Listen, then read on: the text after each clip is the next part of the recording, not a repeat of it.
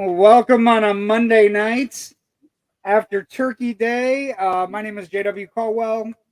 Thank you for joining me on Generation Movie. I'm always joined by my great guest host and good friend, Rich Drees. Rich, what are you blowing? How's your day going? Something happened? Anything big? Personally, well, let's see. My Roku kind of shit the bed on me today when I was sat down this evening to dig into some screeners that I needed to watch this evening.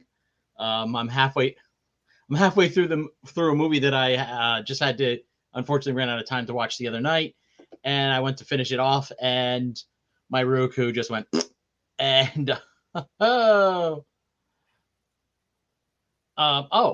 interesting. I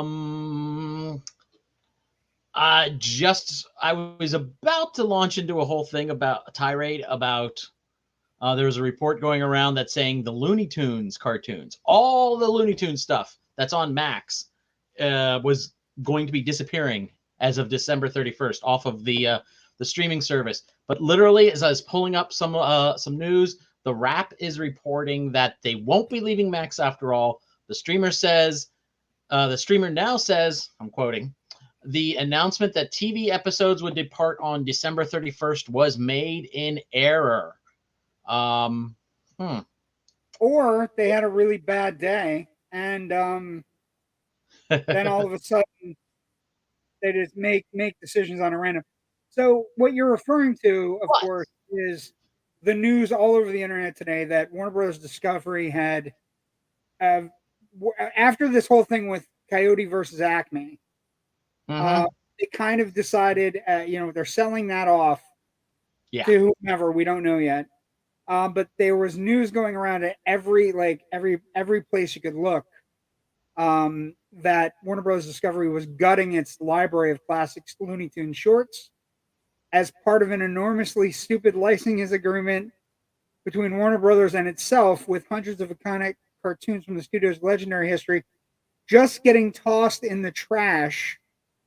Well, they would eventually show up somewhere else. But I want to use this moment, even though it appears like it's not going to be happening now, to once again advocate for physical media. If you like a movie, own it. If you like a studio's entire history of cartoons, own it. Okay? Go out. Well, it wasn't just Looney Tunes, though. Rich, this was also the news was buried in Warner Brothers Discovery's regular Here's What's Coming to Max press release for December. Specifically, the title's Leaving Max section, which says that Looney Tunes, the Looney Tunes show, and the movie Looney Tunes Back in Action will be leaving the platform on December 31st.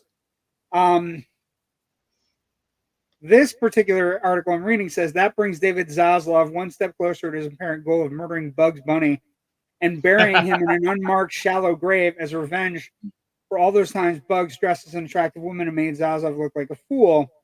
I mean, but as we mentioned above, what's galling about this is it's. I mean, okay, yeah, you're taking away something you claim isn't making you any money, but then again, you've amortized the cost of these cartoons from the 1940s well away. You know, anything you do with this, it's gravy. You're not losing any money unless you're, you know, refurbishing them. But you've already done that for the DVD. This man is dangerous. This man is dangerous because he doesn't understand history. So exactly. we have a real problem because very few times do you get somebody in charge of a studio, Rich, like that has this kind of rampant disregard for a studio's history, especially one as beloved a history as Warner Brothers.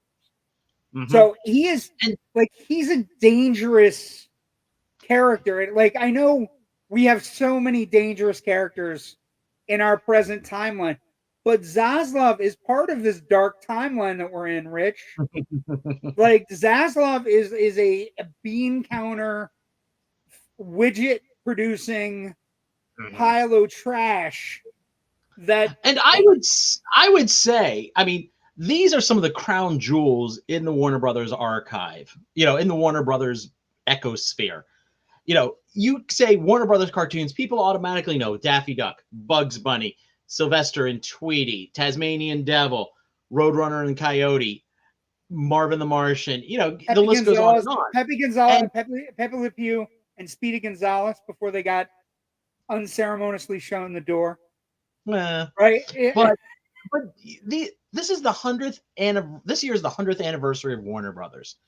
And to treat some of your key IP, to put it into words he would understand, not crown jewel, not a favorite of fans among, you know, around the world, but just one of your key IP, to treat it this poorly during your centennial year as a studio shows not just a massive disregard for your own company's history, but just plain outright fucking stupidity.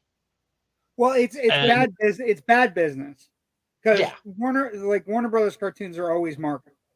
Anytime you see that Bugs Bunny thing where he's cutting off Florida, it's great. You know what I mean? Like there's no Bugs Bunny hasn't made a bad cartoon ever. Okay, I take that back. Space Jam with LeBron was bad, but most of the time, Bugs Bunny hasn't made a bad movie or a cartoon. So the thing is, you know, and this is, you know, it's like another nail in the coffin because you hear Christopher Nolan and other filmmakers, they talk amongst themselves, and what you get is a vivid, smashing understanding that this studio could be in real trouble with creative types with these decisions. These decisions are bad decisions. They're not good decisions. They're the kind of decisions that you lose a Christopher Nolan over, or you lose like the directors of the Batgirl film, who are talented guys. You know, and I mean, you may luck out and get James Gunn to come in and do all these other things, but all you need is one of those James Gunn movies to not do as well as the bean counters say, and maybe he pushes Gunn out because he wants immediate investment, immediate return. But the idea that you can't figure out that Coyote versus Acme, which is a movie you and I discussed a couple of weeks ago, that's a movie that's been staring us in the face for about 20 years. Yeah. You know what I mean? Like just an idea of like with the litigious society we live in, Coyote finally going, hey, the Acme products are garbage. I've been buying hot garbage for 60 years. And it never catches the Roadrunner.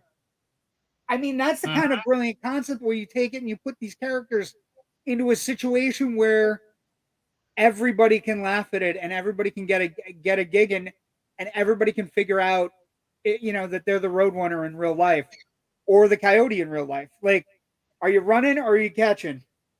You know what I mean? Like, and that's trying to catch. But Zaslav, you know, he has a disregard for Scooby-Doo. He has a disregard for comic book movies. He basically has a disregard for anything that's not a cooking show, or a bunch of teens, 20-somethings fucking on a beach, or somebody rebuilding a house and trying to give it away and act like they're being special, right? Those are the only things he really knows how to make. And in the 30 years of watching this industry, I started, really paying attention to how the industry works in like the late 80s, early 90s. So in the 35 years of active industry watching and trying to understand dangerous. And in the history of all of film before that, in all the history that I've read, David Zaslav is uniquely unqualified for the position he is in right now. And I'm sure he's watching. But, we're going to hashtag. You know what? We'll just hashtag him every week. We'll can't just continue in this thing. I don't understand why why Warner Brother Discovery stockholders haven't revolted against this guy yet. Every single move he's made seems to be bad, worse than the last one. Every single story is bad. Every time something happens at Warner Brothers, you and I bang our heads off the wall and go, "What is going on?" Also, every filmmaker that could see our just our message chat back and forth on Messenger, it'd be great. 90% of it is, what the fuck is he doing now? Why does this man exist? I wish he'd go under a rock. But the other thing about it is, I was trying to think of other like people, studio heads like Roth at 20th Century Fox. He was not great. He wasn't good with comic book movies either. But he was, but he wasn't. He forced the hand on X3 to give us that really crappy third X-Men movie. And I was trying to think of people who have been in charge of studios where you and I look up and go, how? Why is that person running the studio? And 9 times out of 10, like people who run a studio, like they come in and they understand the lore of the studio they're going to work for. Like Brian Robbins is a really great example, right? Yeah. He's running Paramount right now. And it's something where he started out over here, starts out on head of the class and then works his way through Nickelodeon and all the way up the ladder. And, I was reading something. He had I think it was Newsweek or Vanity Fair maybe, where he had an article about the idea that he's become a titan of the industry through doing everything economically, but not necessarily against brand. Right? So, like, he had a fight. Like, one of the things that came out of the Vanity Fair article, Brian Robbins had a fight with Tom Cruise about the submarine at the beginning of Mission Impossible, Dead Reckoning Part 1, right? Where Tom Cruise is like, I need it. And Brian Robbins is like, do you really need it? Because it's an extra $40 million. Tom Cruise said, I need it. So he did it. But he told Tom Cruise, this is not a good investment of our money. But he took a guy that is, one of the things in the article he says is, what am I going to say no to Tom Cruise, who made Top Gun in 1986, who made Top Gun in 2022 and saved the industry? What am I going to say no? And he's like, what kind of studio head would I be if I alienate somebody who's made some of the biggest movies in the history of Paramount? And you look at that and you go, that's the answer. But again, he was still economical and he still said, hey, I don't think you need this. I saw the movie, but you want it? We'll do it for you. But the next time you might not get this. So he's not stupid, but it's also, I'm not going to say no to a guy that saved the industry, saved everything, saved Paramount as a studio. You know what I mean? And Zaslav is the opposite. Zaslav's like, Scooby-Doo movie did remarkably well during the pandemic. Fuck those creators. We made this Batgirl movie. We brought, we used one of our Michael Keaton get out of jail free cards. We used Brendan Fraser coming off an Oscar win. Fuck those guys. Right? We have a Coyote versus Acme movie made budgetedly friendly. 30 million. What was it? 30, 40 million for an animated movie? Animated live action? Budgeted economically. Tests through the roof. Like everything a bean counter's looking for, Rich. And he goes, fuck those guys. I'm going to do a tax write-off because because when we come into this company, we're bringing all our Discovery debt plus the debt that Warner Brothers, came through with during the pandemic, and so I need to try to get rid of it. Part of his compensation is based on how much debt he eliminates. So he doesn't care about making a profit for the company more so than he cares about eliminating debt for his own bank account's benefit. And that's a shitty way to incentivize somebody, because ultimately it's just going to come back and bite you on the ass in terms of you're going to anger creatives, in terms of what you've made, your company has made and is not taking advantage of and getting it out there. These are, it. But the interesting thing is he keeps on toying around with, like, Scooby is a franchise. The Looney Tunes these are viable things. Batgirl, whether you think the movie was good or not, is a franchise. Like, these are important pieces in the crown jewel that is worn by Warner Brothers. And you find a way to peg your way through to, like, you force Nolan out. Right? You forced Nolan out, said his movies are too expensive. There's not enough return on investment. Except every year he makes.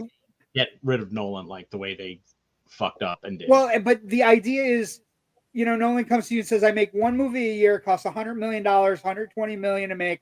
Usually my movies gross $250 to $400 million domestic, and add on whatever you do, unless it's Oppenheimer, which is $998. You know what I mean? Like in the 900 millions, right? And so you completely alienate the only bankable director you had. You also, at various points, have directors, our golden age directors, Scorsese, fucking Nolan, Spielberg. You have them calling you to go, hey, how about you not fuck up Turner Classic Movies? How about you not fuck up any of the brands that make that are a love affair with film? It's just he's a bad penny pincher. He's a bad widget maker. He makes trashy widgets that he's made on other places, and he's done really well with it. And now he's in charge of, like, can you imagine if the political stuff that's been going on with Disney, because we're gonna jump to Disney now because Disney's having a moment too. Can you imagine the political stuff that's happening to Disney, along with the box office stuff that's happening with Disney, and then Disney is like, fuck Mickey Mouse. Doesn't matter. Screw them. We're going to cut it. We're going to get rid of all his cartoons. We're going to get rid of Mickey Mouse Club. Gone. Just get rid of it. Can you imagine that? Can you imagine Iger, Bob Iger, walking in and going, yeah, we're going to get rid of the Avengers. We're going to get rid of Indiana Jones. We're going to get rid of Star Wars. We're going to sell it off and write off for tax purposes. People would be losing their minds, and the Zaslav guy gets a free pass. And I got to tell you, Rich, I think for you and I, he's the biggest, aside from certain presidential candidates, he is the biggest cause of agita in our lives on a daily basis, just because he doesn't know what the fuck he has. And it's like, I don't know, he's infuriating. The other big news of the weekend, aside from Zaslav, now quickly backtracking. Did we say we're taking Looney? I'm sorry, we're not taking Looney. I'm sorry about that. I'm sorry. It was a mistake. We're going to fire the page. By physical media. By physical media is the way. The story right now going around Hollywood is, how about this? Disney's bleak box office streak is the headline in Variety. Wish is the latest crack in the studio's once invincible armor. So I'm going to give you we're going to go to comments in a moment, but I'm going to give you my thought. So here's the thing. I think we're in a weird spot. I think there's a political thing going on, but I also think there's a quality thing going on. And where the Disney executives have messed up is they were so busy trying to get Disney Plus off the line. They may have caused people to not realize how fun it is to go to a Disney movie. That's my thought process, right?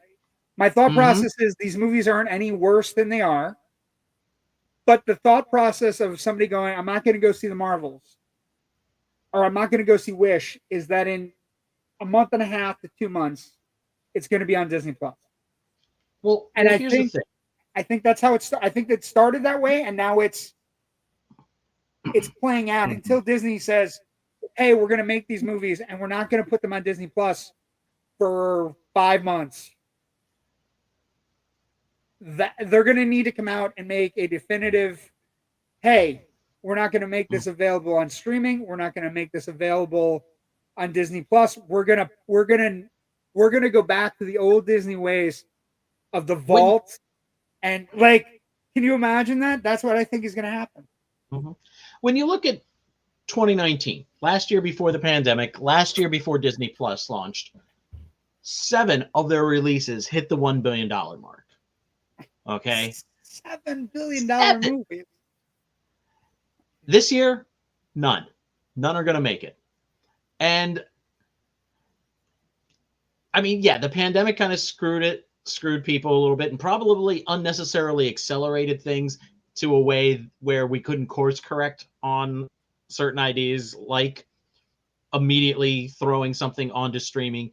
But Bob Chapek, who was in charge of Disney for most of that period and was behind the second worst executive in Hollywood right now, right after Chapek. Yeah, they were both awful. Concur.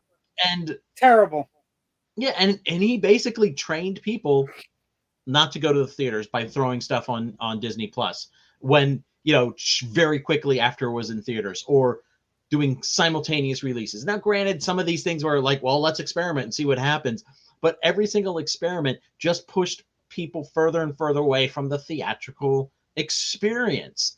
And the movies they chose to do it with, Rich, were good movies.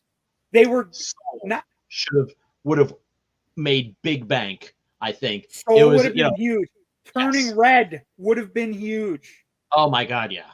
Turning Red is like, these are movies where Luca. It might not have done Barbie numbers, but it definitely would have been pulling the same audience, I think, for the most part. And what they did was Disney's trained their audience that these movies will appear magically on their television. And when you have a family of 2 or 3, 3 or 4 kids, guess what? That shit's tough to spend that kind of money and take them out and do it all. So, and then maybe there's a quality control issue, possibly a quality control issue with Marvel. But I got to tell you, or a saturation issue too for some people. A saturation issue for comic books. I can see their point, but at the same time, I'm like, it's not that bad. I mean, if I keep up with it, plus I keep up with a bunch of other stuff that most people aren't watching. Well, so I think it's like, I think the Disney story is totally different from the Zaslav, in the sense that Disney has kind of done it to themselves, right? Oh, yeah. Then there's a political side of it that for me, as someone who loves movies, the idea that you're going to hate a studio or hate anything where real life kind of gets into the product because maybe a gay person in real life works on a movie and one of the characters is gay and you lose your shit over it. I think that's part of it too. Like, you go back to Buzz Lightyear, the Buzz movie, right?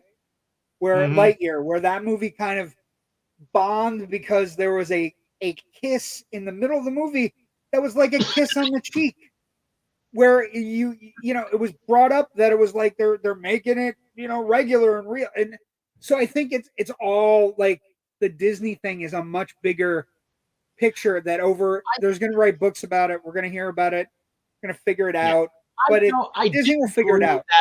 I disagree that a fleeting gay kiss is what killed Lightyear at the box office. On the list of culpable things, that's probably fairly low. After what we talked about just now with it's going to be on Max soon, that's fine. A marketing campaign that kind of didn't clearly enough express the idea that this is the movie that Andy saw that made him a Buzz Lightyear fan. And if they had put that like right in the first trailer, that could have fixed a number of issues in the of public perception. But they didn't. I didn't mean that the gay kiss caused it, but when I'm saying, like, I think it's a multitude of issues that's happening to Disney. It's not all of a sudden the movies are terrible. Like, it's a multitude of issues where people are being trained not to watch them. Like, you're telling me that more people went to see Napoleon on Thanksgiving weekend, right, than Wish, and you're telling me that has nothing to do with the idea that Disney folks think they can just get their movies on Disney Plus. Yeah, it has to be.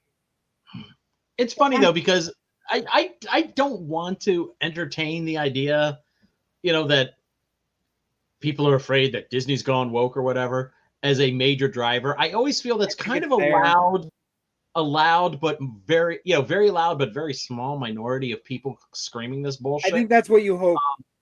We just, we saw it again this past weekend with Doctor Who, and a character presented as non-binary. There was a discussion about an alien's pronouns, and people were like, "Oh, Doctor Who's gone woke," and I'm like, "Oh, you've never watched an episode of Doctor Who before in your life." Doctor Who's been woke. Like, Doctor Who's been a progressive fighter for people's rights and liberties, no matter who or what they are, forever. And let's face it, you don't get much more gender fluid than, regenerating from Capaldi into Jodie Whittaker, back into David Tennant. The whole idea of the Doctor is, woke, quote unquote. Okay, let's go. It's just ridiculous. It's weird. I don't think it's the main cause, right? I think it's a piece of a giant puzzle that I eventually believe Disney will figure out. I don't know that Zaslav will. Like, Zaslav will look at what happened today, like, say it really was a misrelease. He will look at today, and I think he will think the opposite. Like, they can't tell me what to do. I'll drop that shit the moment I can get a tax break. But also, I think the interesting thing, the other side of that, really quick before we leave it, is that now all of a sudden you have Congress looking at Warner Brothers trying to get tax write-offs for shit, where it's like they're completely jobbing the filmmakers over who never get their product seen or anything. And it's becoming a problem for Warner Brothers that's going to be much bigger. Comments. Good evening, friends. Good evening, Ken. Good evening, Ken. Joe. Good evening, gentlemen, from Joe Ridgely. Hello from Jamie Hill. Hi, Jamie Hill. Hello, Jamie Hill. Good thing Roku's are on sale, Ken McKernan. Right? My Roku issue has been resolved. And that's all I can say about it, as I don't want to subject the person who resolved it for me to numerous other requests coming his way unsolicited. So AliExpress is today's version of Acme. And then Natasha wrote, "My Cinema for Napoleon didn't have an empty seat." I understand. It's only playing in one theater, whatever theater you're in. It's only playing on one screen. I got you. 2 screens at Cinemark. 2 screens at Cinemark. Okay, yeah, just to cover the basics. I think the interesting thing here is that, this box office is box office right now is weak as can be. Right? We're waiting. She's a fighter. She's scrappy. Nope, multiple, including one of the XD. I understand. I got you. I'm sure it's.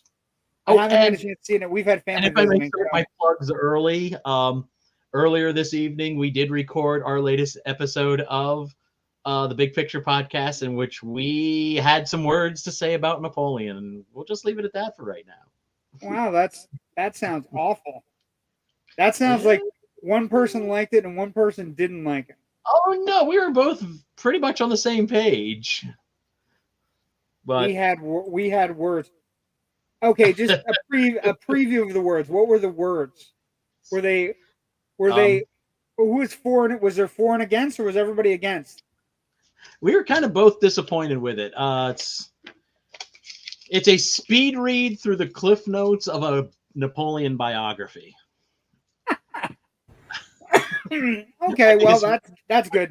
That solved my problem. I know what I'm going to see on Wednesday. Wednesday's the first night I'm going to get free. I'm going to have to go see G-1 as is what I'm gonna do. That's my Thursday night. Oh, we have a special early screening on Wednesday the 29th. Nice. Down here. Nice. In IMAX and Dolby.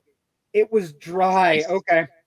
Okay, well, enough of Napoleon. We're finishing up Thanksgiving, Rich, and then we're moving on to Christmas. And we changed up because I had gotten an email or text or whatever the hell messaging it is. I can't keep track of everything.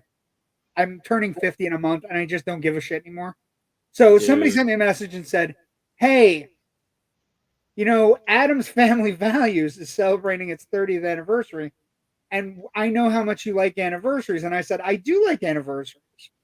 And I especially like anniversaries of movies that I remember liking very much.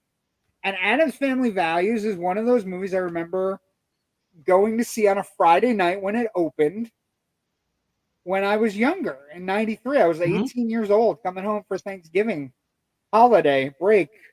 And so I do think the interesting thing, when you're starting to talk about production and you're starting to talk about this movie, it's well, actually, first things, I'm sorry, I'm a liar. I'm a terrible liar. If you like this content, as I take it off, if you like this content, please subscribe to our YouTube channel. YouTube.com, The Indie Escape. It has all our episodes. You can get all our stuff. Please subscribe. It takes 5 minutes or 2 minutes or 1 minute, whatever number of time it takes. 30 seconds. We'll bring it all the way down. To subscribe, it helps us immensely. Makes Joe look good for trying to give us a show. All those things. All of those things get done. Or if you don't, check out our Indie Escape Network Facebook page. Facebook.com, The Indie Escape. Like us there. Get into the group. You'll have first dibs on things like this. We do have some big things coming up that we're going to add into the Indie Escape Network group. Whamageddon's coming up, Rich. So I'm a big purveyor of Whamageddon, and I'm thinking about making like a weekly show about the stories of people who get Whamageddoned out of existence during this holiday season, as a kind of like a weekly wrap-up show of like, what the hell happened to you? Get on. We'll talk about it for a couple minutes. How were you captured by the Wham? I never get captured because I curate my music experience fairly well, with just certain, Spotify and there is playlists. That's great, but there is nothing scarier in this day and age during Whamageddon than going to a goddamn mall. Like we Florida down here, the malls are coming back. So we've last 2 Christmases we've gone to the mall, and it's the most tense 3 hours of my life from December 1st to December 24th. We're gonna try to do something big. To listen to podcasts while I'm walking around. There you go. But subscribe, like our stuff. We appreciate you. A couple of comments before we get going. Oh, lots of comments. Hold on. Let's see. Hey, brothers. Hey, Sean Smithson. Good to see you. Napoleon Syndrome. I think Zaslav has that. I hate him. I enjoyed David Krumholtz from Thanksgiving in this film. Just Santa Claus a year later. Enjoy, boys. I'm off to watch Two Towers. Yes, but it's a step down for David Krumholtz. He goes from this movie, which is pretty good, to Santa Claus. Don't start. Don't start with her and Santa Claus. For goodness sake, please. It's too easy. And then Krumholtz gets to come back, and he gets to do the Santa Claus, which is actually, pretty iconic Santa Claus movie. But anyway, just saying. I'm still here. Of course you are. But the production on this movie is interesting because it's a quick production, Rich. Like, I think that's one of the more interesting things about this movie is how quick the production schedule is. Because the first one hits in 91, right? First one hits in 91, and then this movie comes out in 93. That's a quick turnaround for an effects-heavy comedy. You know what I mean? Like, you know what I mean? I just think it's general for a sequel in the 90s. Usually we're waiting like 3 years. So they got this, like you said, turned around fairly quickly. It is very quick. And so like, so basically, you know, part of the production is that they add Addams Family Values into the title, because Paul Rudnick, you know, basically looked at a speech called Reflections of America, which of course was made by Dan Quayle, who couldn't spell potato. And basically, you know, he constantly mentioned the breakdown of family values. So this movie, you know, it's funny, like the movies we love from yesteryear. I'm going to say this to you tonight as a joke, but it's true. This movie's woke as fuck, Rich. Right? Like we all love this movie. We enjoy this movie, but this movie is like, it was digging on the family values Dan Quayle speech before it was even something of import, or before the culture wars really got into place. This movie is a time capsule of how great the 90s were, in a sense, because we could make fun of things like that and not have warring in the streets. But there's some truth to it too, that you know, the members of the Addams family love each other unconditionally, and they will go to war with people who try to harm their own family. And it's wonderful and refreshing to see that kind of thing like that. To me, it's you know, Gomez and Morticia love each other like nobody's business. Whereas you would normally see a married couple with kids in a movie having a, you know, a little bit of bickering back and forth and stuff like that. In these two movies, there's never a crossword between them, I don't think.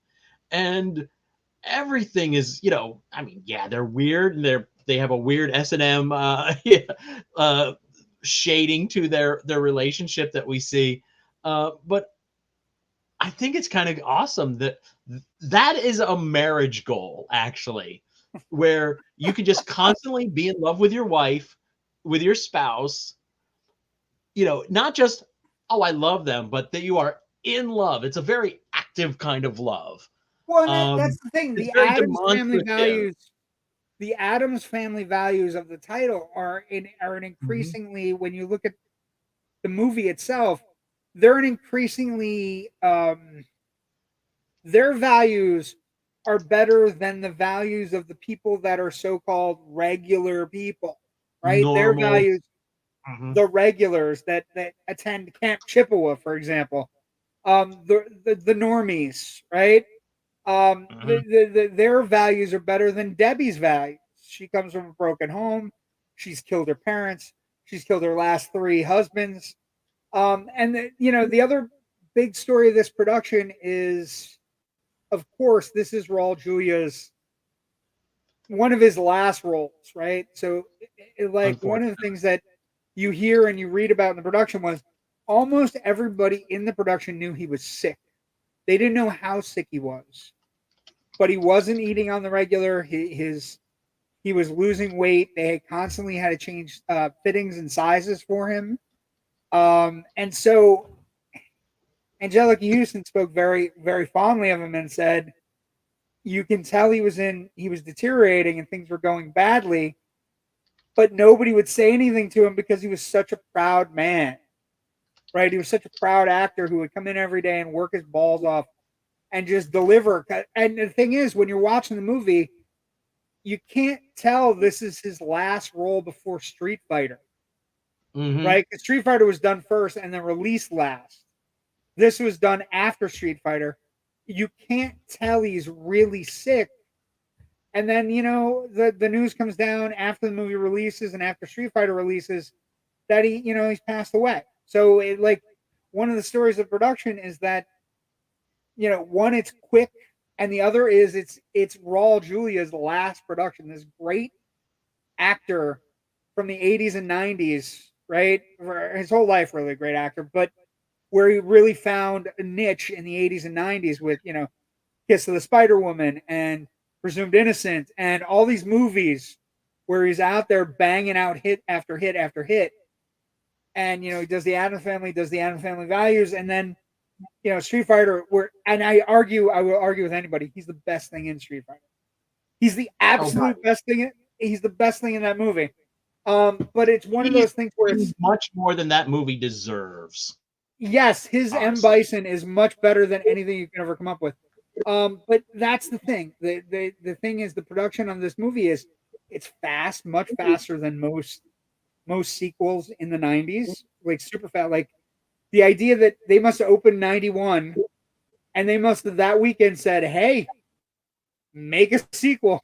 We don't care what you come up with, just make a sequel. And then, you just read about the different things, like where they get the title, where Paul Rudnick is kind of laying his hat with regards to writing it. And it's kind of fascinating that,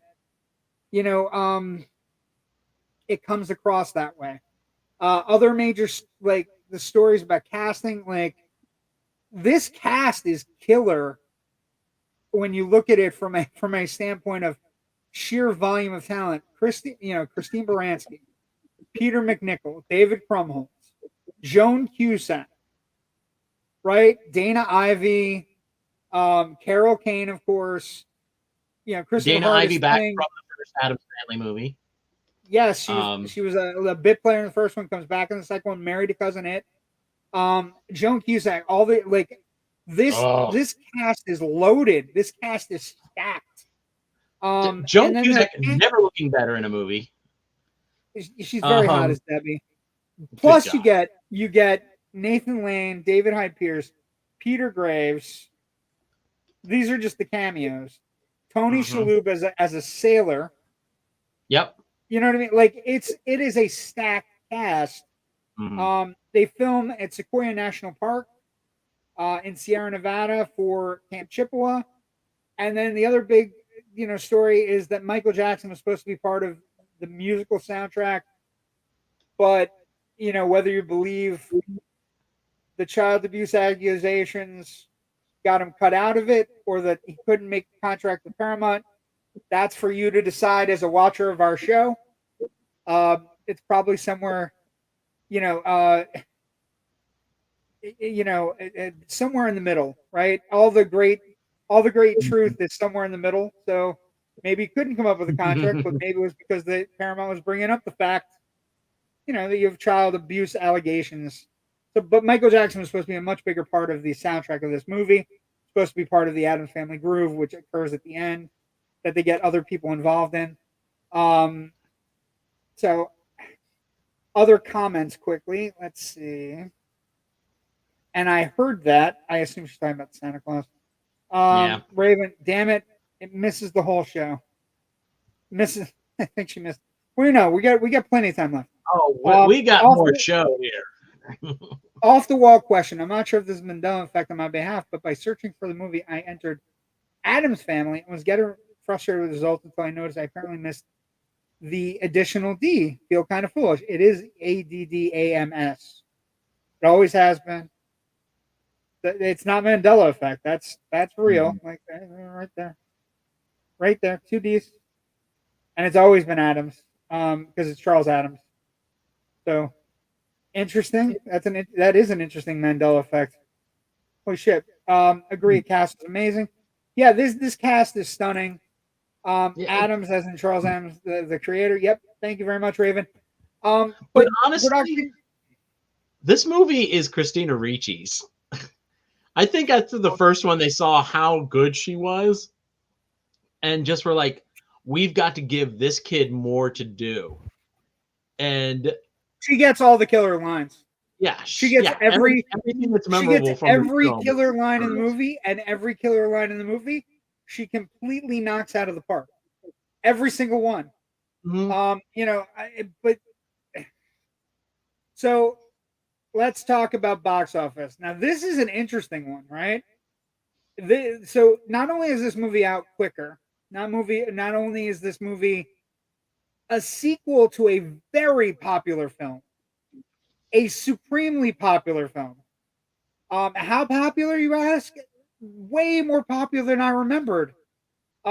So original Addams Family releases on November 22nd, 1991. So it actually, this movie releases almost 2 years to the day. So production budget of the original Addams Family in 91 was $30 million. It grossed opening weekend $24 million. Mm-hmm. On its way to a domestic box office gross of 113 and a worldwide box office of $191 million in 1991, which if you cut that out, it's the adjusted box office is $284 million, which puts you somewhere in a tie for 4th or 5th place this year in this year's summer box office. But that's astounding. Here's where it gets interesting, though, Rich. This movie cost $47 million to make, so $17 million more. Only 2 years later, opening weekend goes from 24 for the original to 14 for this one. Domestic box office goes from 113 to 46. Ooh. And worldwide box office sits at 46. So it doesn't get out of it. Doesn't. It's like it's it's like it's its own little thing, mm-hmm. and it gets kind of stuck. It only lasts about 3 weeks in theater. It's strange because it's not. I mean, it's not as good as the first one, but it's a worthy sequel. And it's frustrating when I think numbers is like, where were people? They should have shown up. 2 years. Well, and I think it's too long a time to get, Well, I mean, maybe that's it. Maybe the 3-year thing.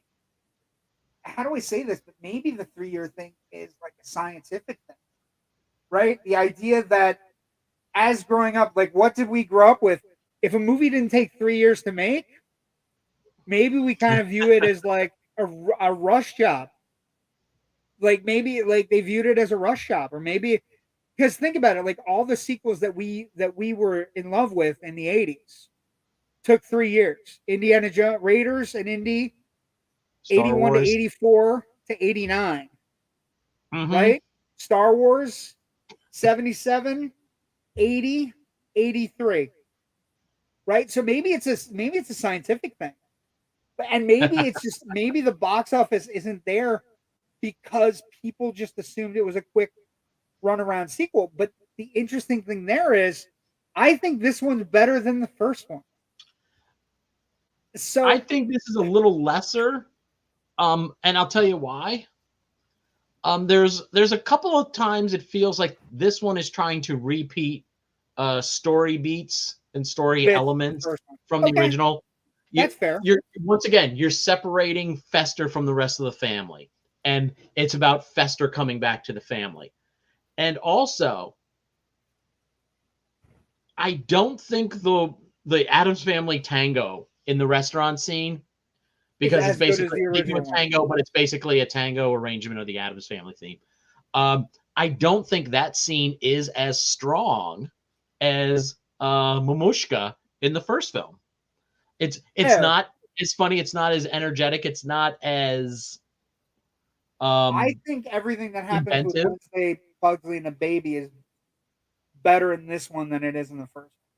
Oh yeah. I know there's no baby in the first one, but I think everything with Wednesday and Pugsley is like kind of second note in the first one, and I think everything with Wednesday Pugsley here, like there is something really funny about kids sitting in a hut. The Hug It Out hut, like where they have to watch Disney movies, and it's like, don't do it to him. He's only a child. Like there are so many good things. David Krumholtz and Christina Ricci have. I know this is weird because they're kids, but there's chemistry there, right? It's copied chemistry from Raul Julia and Anjelica Houston, but it's chemistry nonetheless. And I think everything that goes on in Camp Chippewa is like it's comedy gold. It's comedy gold. Like, how many people share the whole Thanksgiving thing on Facebook every Thanksgiving? We do it at Facebook, at FilmBuff Online. That's but also, always on our like, Facebook page. In rewatching it today, Rich, the interesting thing for me is Baranski and McNichol are awful. They are terrible humans. And they go above and beyond being terrible humans. Like, don't we wish they'd just die? Like, she is fantastic. Okay. Couple comments and then we'll go on to the critiques. They embody the word unctuous. Yes. Let's see. We got sorry, did seen a report on him. I was still in him a huge Charles Adam illustration fan. Okay. So Raven also writes, right now I haven't argued the Munsters win because of the cars. Of course he was wrong, laugh out loud. Fair. And let's not talk about the Addams Family. Do we want to go into the Addams Family versus Munsters thing or not? No.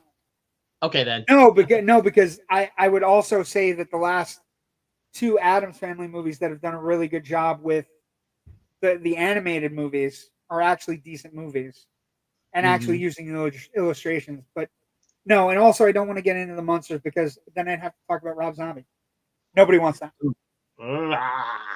No, nobody wants that, Rich, at all. No, that was terrible.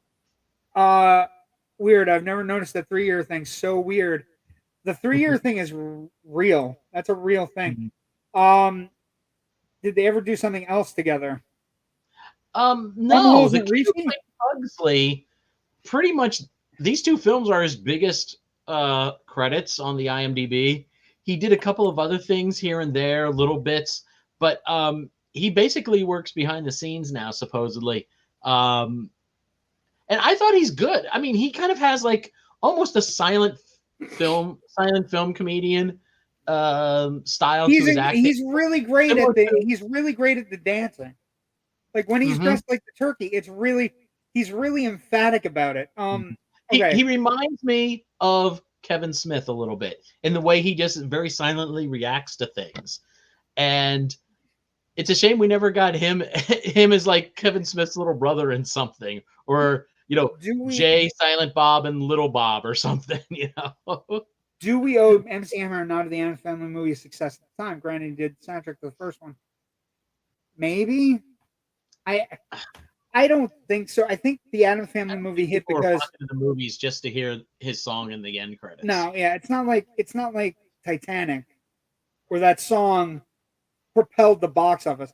Finally, someone who agrees with me, the animations were okay. Yeah, they're okay. Also okay.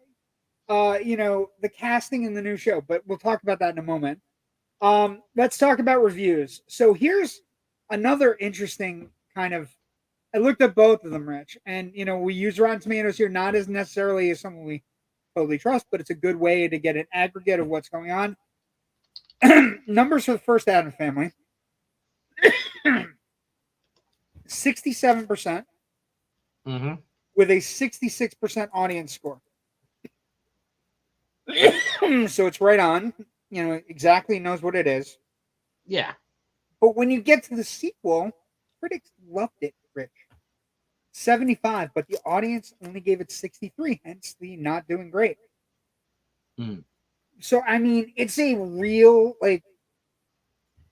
of interest to me in the sense that you have this movie where, the critics loved it. You look at people like David Denby, who's like a major critic in New York Magazine at the time. Addams Family Values is a rare comic sequel that actually improves on the original, and the reason I suspect is that Paul Rudnick, who wrote the screenplay, has been allowed to run wild, which he does. So I mean, it's a really, I think you're right about what you were saying. It does have a similar beats, but I think everything at Camp Chippewa and everything with Wednesday and Pugsley versus the Wasps is a drastic improvement. Now, I would also say that Fester coming back to the family and Fester, doing whatever. If you have Joan Cusack chewing on scenery, also better than whatever they had in the first movie. Yeah. Right? Because she plays the Black Widow. She plays like a lady that kills her rich people. I think the jokes land. I mean, the one line, and the way all of the actors, except for Ricci just every line is deadpan, perfectly solid deadpan. But but like Raul Julia, I can't remember the line, but the one line is something about a murderer, and he's like, acquitted. You know, he lashes into acquitted. You know, just like it hasn't been he didn't get in trouble for it, and everybody has that. Anjelica Houston also simmers, like she's like the idea that they just have a picture of her eyes. Her eyes have lighting on them, and it's the only like she rarely comes out of that light where the light's on her eyes, and she's just like delivering lines, and like Debbie making her plan thing, and she's like, "Oh well, you know, you've taken control of him with your sensual delights. I respect that."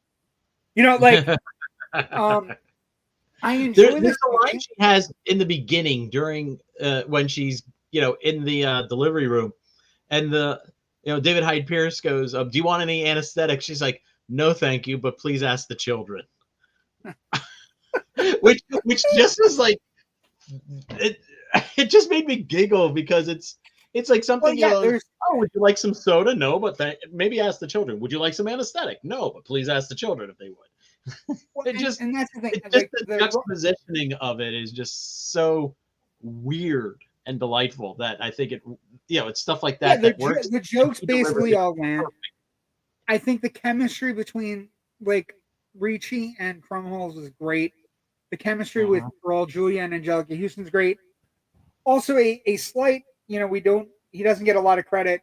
I mean, he gets credit for things, but not nearly as much as he should. Christopher Lloyd is really great Fester. Like there's one joke in the movie, like, Debbie's seducing him on their wedding night after she's tried to kill him and it hasn't worked.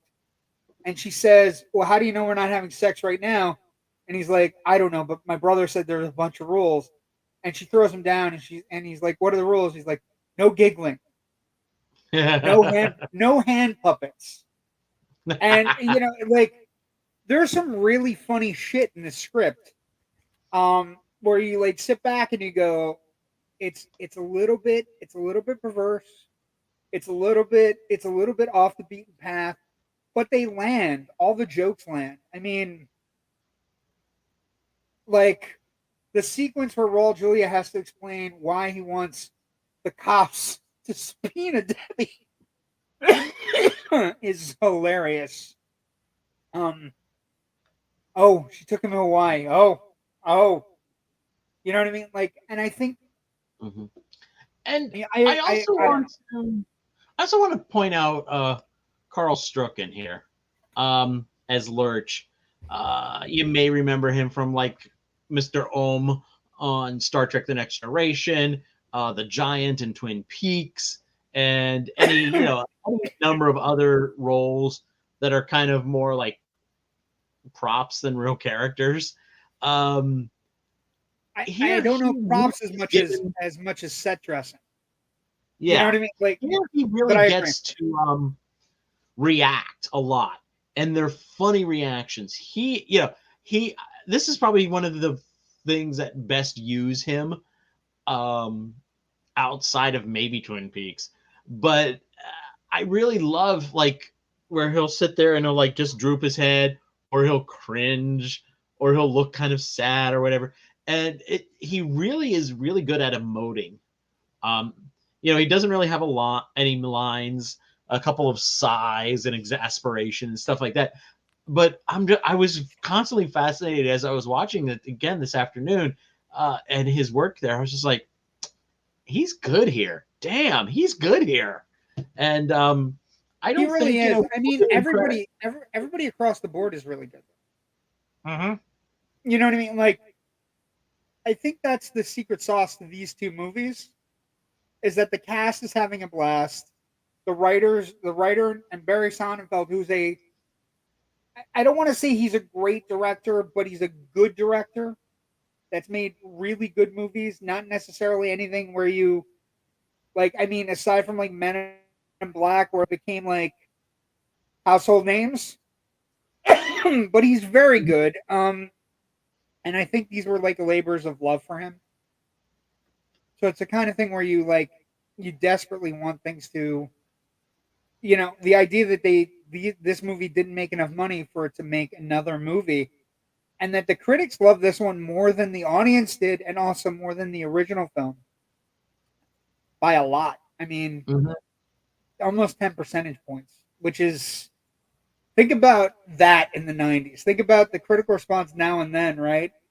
Of the 90s, where you look up a sequel from a movie that's an original or a movie that's a reboot or a remake, and the sequel has better critical response than the original. That shit doesn't happen. That is very unusual. And then you look, and then the movie hasn't made as, like, it's a sequel that, like, the interesting takeaway here, right, is that critics love it, people love it, and then it doesn't do as well. It's weird. And I wasn't expecting the numbers I saw, you know, the money numbers. And I just think it's weird. It's a weird, like, and she meant Crumholtz and Ricci working together. Oh. No, I don't think they did. No, they never did. Which is a shame. It'd be fun to see them as like parents in something now or something. Maybe now that Crumholtz is back, maybe he can show up on Yellow Jackets. And, you know, she can, you know, she has so much fun on that show. But let me ask you a question. Let me ask you a question. And one other minor complaint about the movie. Is Mercedes McNabb's character of Amanda the same character as the Girl Scout from the first movie? Or are they two different characters, do you think? Or are they meant to be two different characters? I think they're meant to be two different characters. Okay. Because they're on a plane going away. Like, they're not coming. they're at the plane ride at the end. And I think, yeah. Are you sure they're not? Wait, are we sure on this? The Mercedes McNabb played the girl selling Girl Scouts to whom Wednesday met. She also plays. Are they made with real Girl Scouts? Becomes Sarah Miller. Yeah, McNabb played the girl. I don't think it's supposed to be. I don't think the Girl Scout in the original is Amanda Buckman. It's supposed to be her. Okay. Secondly, and you started to inch into this territory. I wish they took out that shot of Amanda and her parents on the plane when Pubert goes flying up into the air and comes back down. Yeah. I wish we didn't see that, because I would have liked to have the ambiguity of whether or not she was actually burned at the stake in the midst of all of this craziness. I kind of want to know. I kind of want to feel that maybe that's dark. Wednesday murdered straight up this bitch. I don't know why. I think it's. I thought you were going to go another route, like that you were looking for the ambiguity on whether or not she was the same Girl Scout. Mm-hmm. I don't think she is, though, because I don't know that girl. I don't know that Amanda from the sequel would be hawking. She'd be the kind of Girl Scout that her parents bought all the cookies. So yeah, you're right. But do you think this movie would work a little bit better if we had that ambiguity that, you know, Wednesday did murder her? Possibly. I think it's dark, and I think I like it. Like, oh, we see her alive for about 4 frames. I think it's dark, and I think I like it, and I think you and I are dark, and we like that shit. So yeah, I think it would work better. Okay. But I also think it would be like, the only way you could do that would be is if it was just the parents in the plane, and there was an empty seat next to them. Like, that's how you fix it. Like, you don't need, because then it ramps up. Like, why are they traveling without her? Mm-hmm. So that's where it gets. Is she dead or just in a burn ward somewhere? Yes, there. That's the kind of ambiguity you want. What I like is that you have sick ideas and then I finish them and help you out with them, or I have sick ideas and then you finish them and help me out with them, but together. Let's talk about amazing things. Let's talk about legacy and franchise viability. First off, franchise viability is still there for many reasons, but I would tell you that the last two movies, right, have all grossed remarkable. Like, the budgets of the two, they don't have the budget for the two animated movies. By the way, I need to point out, they also are within 2 days of coming out 2 years apart. Mm-hmm. So this is weird shit, Rich. November 22nd, 91, original Addams Family. November 19th, 1993, Addams Family Values. October 11th, 2019, The Addams Family. October 1st, 2021, The Addams Family Part 2. Ridiculous. Production budget on the new sequels, like the animated ones, $24 million for the original. It grosses 30 opening weekend. It ends up with a $97 million domestic budget. That tells me this franchise is not far from tapped. It has a worldwide box office of $200 million. Second one comes out, $17 million, although it's in the middle of the pandemic or before the pandemic hits. Actually, as the pandemic is kind of ending. $17 million opening weekend, 56 domestic, 119 worldwide. And then let's not forget the elephant in the room with regards to this franchise viability. Netflix has this little show called Wednesday with Jenna Ortega. Has first season at Christina Ricci playing the villain. It has, Fred Armisen as Fester. It is the biggest show currently on Netflix by a long shot. Right? I mean, except for maybe Stranger Things. Right? It was a very big hit for Netflix. I think the test of season 2 is, will people come back to it now that they're not locked up at home during the pandemic? Also, I just want to point out the biggest thing Tim Burton's done in a while, right? I mean, Tim's been on a steady downward trend for a while. I mean, I have hopes because we're getting Beetlejuice too. But Jenna Ortega took this Wednesday role. That show is a testament to how good the franchise, like the viability of this franchise. Also, the animated movie is doing so well, Rich. Like, this seems like an untapped vein. Like, people want to see Addams Family things. People want a little bit of macabre with a little bit of comedy with a little bit of like weird. They want just a little bit. You know what I mean? Mm-hmm. And I think that kind of ties into stuff where, it's only this franchise though. Like, it's not like the Munsters, right? I mean, or maybe it was just that Munsters movie is so goddamn bad. But you know what I mean? Like, it's not everything that people want to tap into, right? It's this particular is kind of like, it's very stringent. It's very much this kind of like gallows sense of humor, right? Mm-hmm. Is that an easy way to say it? Yeah. I think it's the kind of the juxtapositioning of this gallows, this dark sense of humor versus, what we talked about before in terms of how the family care about each other. Those ideas almost seem at odds with each other, but somehow they still sort of seem in sync with each other as well. Okay, so wait, we have some fighting in the chat. Hold on. Oh, good. I mean, what? What? Well, usually it's Natasha ripping into me, but not this case.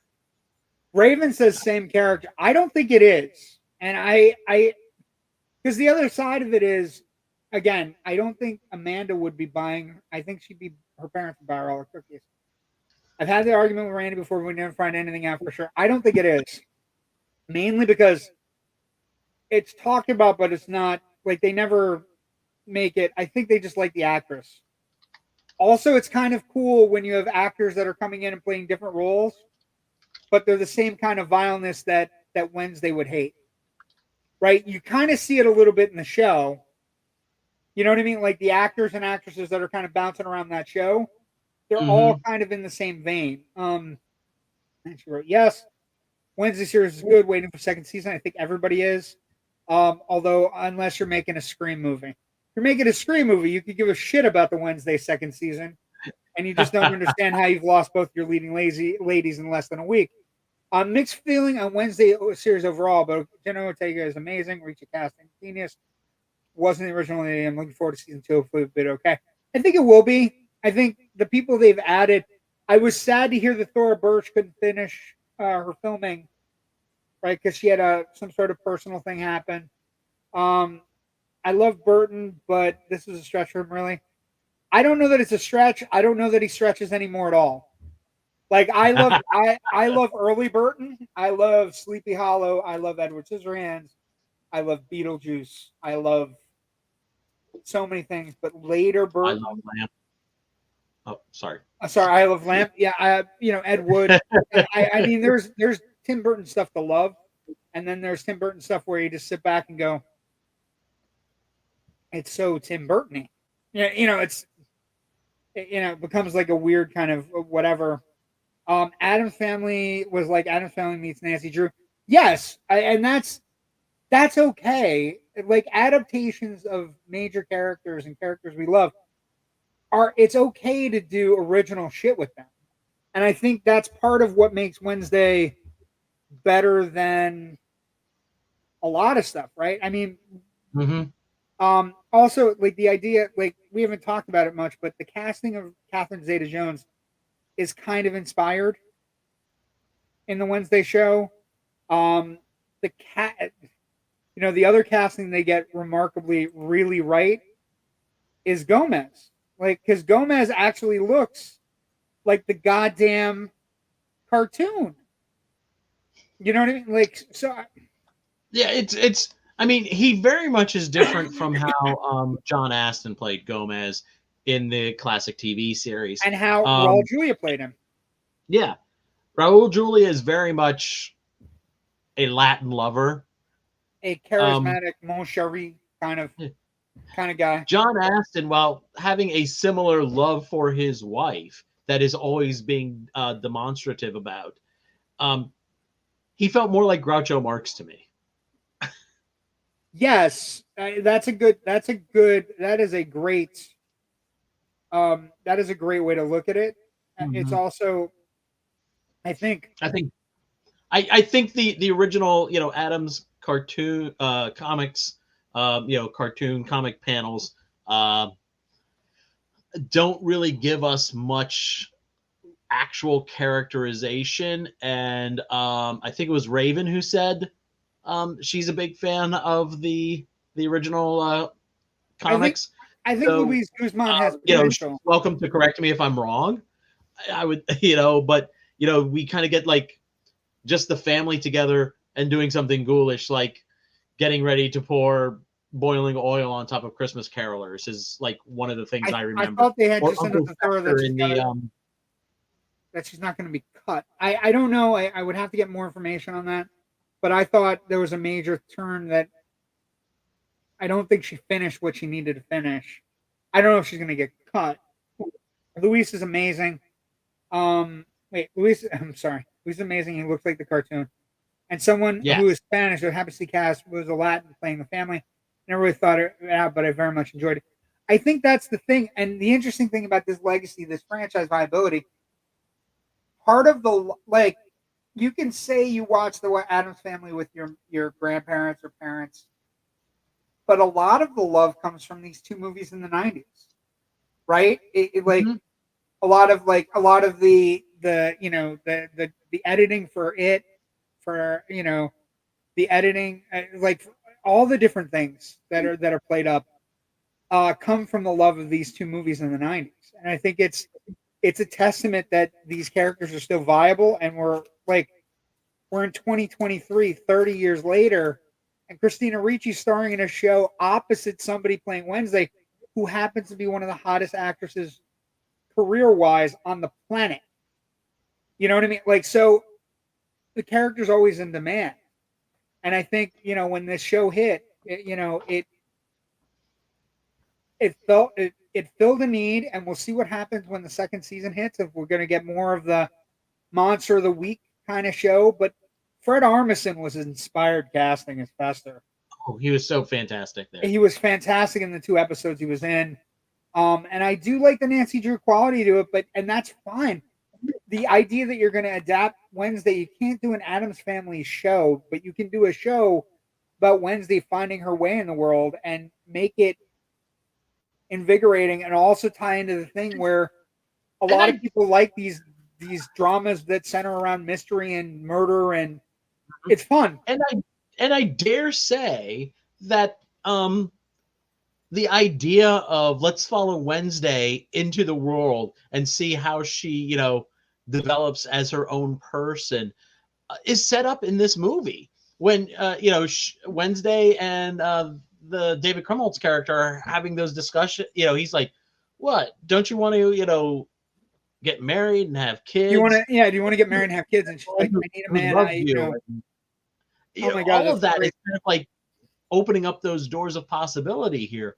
And I think Wednesday the TV series did a great job of picking up that cue and saying, okay, let's explore this. You know, people said it felt like part of it, Drew. part of Me, it, Rich, Harry Potter-ish, yeah. and a little bit of X-Men mixed in too. And part of it, Rich, is exactly what you said earlier. Story. It's exactly what you said earlier, and this is true to a terrifying degree. So much of the Addams Family Values movie is based on Ricci's performance as Wednesday. And if you think about it, everybody who grew up watching those movies, Ricci's so good at Wednesday, but then you want to see more Wednesday. And so the franchise viability coming out of this movie is that Wednesday is the character you want to see more of. We already know everything about Gomez. We know everything about Fester. We know everything about Morticia. We want to see more Wednesday. We want to see, you know, the idea we're going to get maybe Pugsley at the school next year too. That sounds good to me. I'm good. Let's go. Right?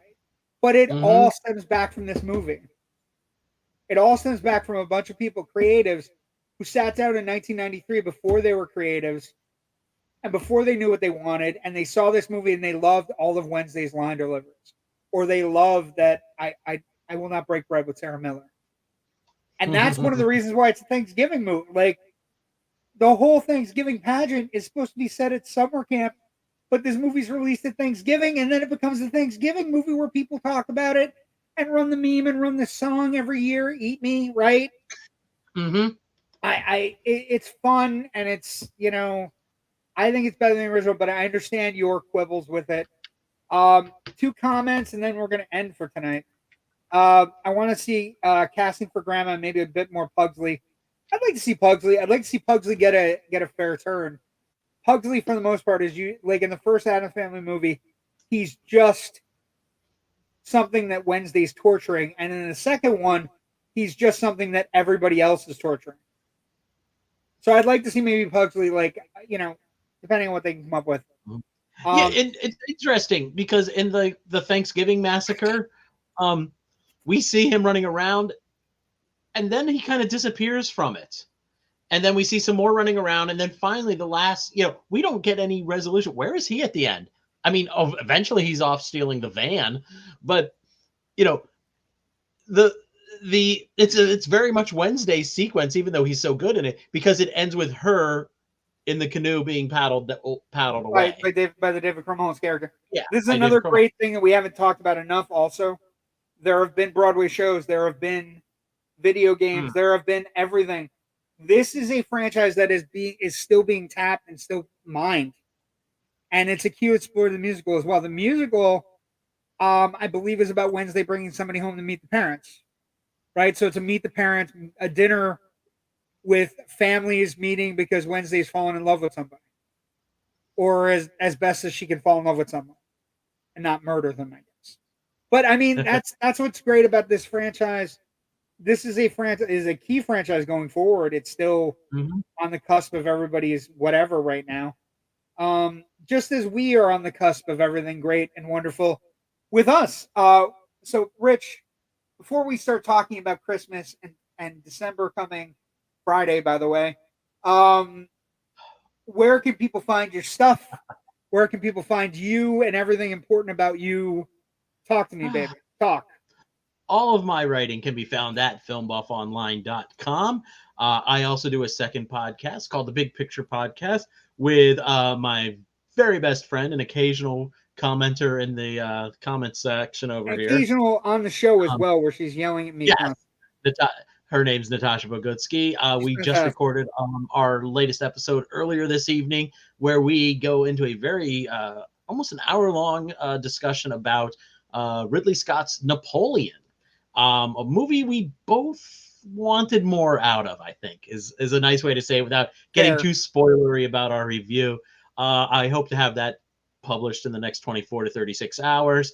In the meantime, I'm watching a lot of movies as part of the member of the Philadelphia Film Critics Circle, because we have our big Best of the Year voting coming up very soon. And you can find me on social media at FilmBuff Rich on Twitter, not going to call it that other thing, and Blue Sky. And you can find the FilmBuff Online page at on Facebook, where we have links to all our new posts, the new news, feature pieces that go up occasionally. And we also have history posts on this date in film history kind of things, and some other exclusive stuffs like notifications when great actors, directors, writers, etc. pass. We always make note of that there on the Facebook page as well. Yes, rest in peace, Sid Croft. Yeah, that was a bummer for those of us who grew up in the 70s with all the Sid and Marty Krofft's weird psychedelic acid trip TV shows like The Bugaloos or H.R. Puffin stuff or Lidsville or Sigmund and the Sea Monsters, my friend. Sigmund and the Sea Monsters, Wonder Buggy, Dr. Shrinker, Electro Woman and Dyna Girl. The list goes on and on. Electro Woman and Dyna Girl were very hot. The Viewmaster. Remember the Viewmaster? Oh, now we can just watch anything we want on a pad. But okay, so people can find me, JW Movie Guy, on Facebook, on Twitter, or whatever the hell that maniac is calling it today. Blue Sky. You can also find me on Instagram and Twitter and Instagram and Facebook and all these other places. You can also find me every Monday night, almost every Monday night, with Rich Drees on Generation Movie. And you can also find me on Tuesdays. I gotta remove that other banner because it makes no sense. Tuesdays, Indie Escape Network presents Loud Nerdy with my good co-host friends, Jerry Kimura and Kyle DeFina. We'll be talking about a bunch of things tomorrow night, including the Looney Tunes stuff again, and how we're going to back up from being an idiot.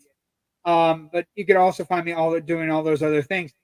And with this in mind, the interesting thing, we now get ready for Christmas. We have picked 3 Christmas movies that I think are actually going to make everybody very happy. And one of them is kind of like a little well known, and then one is very popular right now. And then one is, I can't remember all 3. I'm blanking on all 3. But next week, we will be doing this very amazing 1941 movie called The Bishop's Wife. I cannot talk enough about this movie.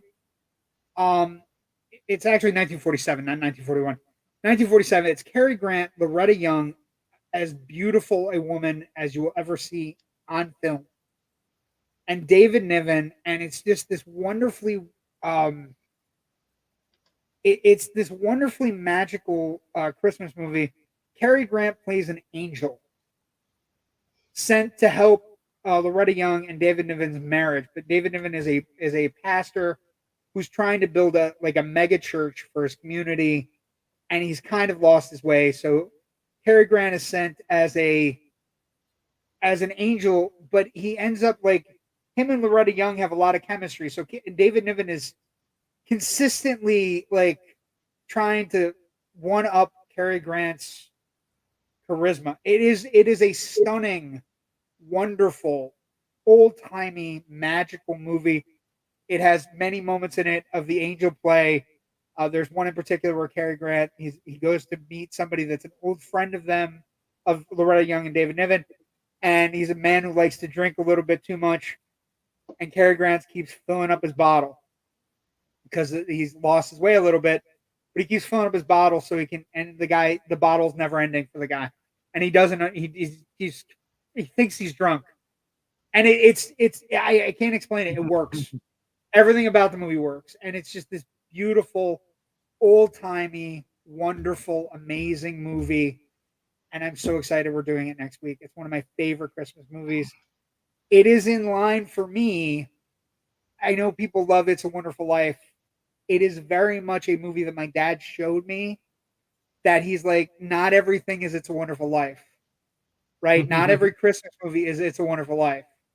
And this is one of those movies it's got the same kind of like magical angel DNA to it, but it's wonderful. It's wonderfully witty. It's very romantic. It's also very kind of like the idea that you have two of the most debonair guys in the history of film, David Niven and Cary Grant, kind of duking it out over Loretta Young, who is to see her in this movie, wonderful, black and white, beautiful, absolutely drop dead gorgeous. And it's just one of the greatest Christmas movies. And I can't wait. They remade it. The remake isn't nearly as good. But some comments to finish, and then we're done for the night. Let's see. JW would be ready to talk Who tomorrow. Probably. I haven't gotten a chance to watch it. We've had family, and we were at Disney all day. Wait, who died? Marty Croft. Sid and Marty Croft. Great show, guys, from Joe. And then last time I was late, but great show. I'll watch the beginning more on YouTube. Yes, and please tell your friends to like and subscribe. Have a great night. Thank you so much. See everybody next week for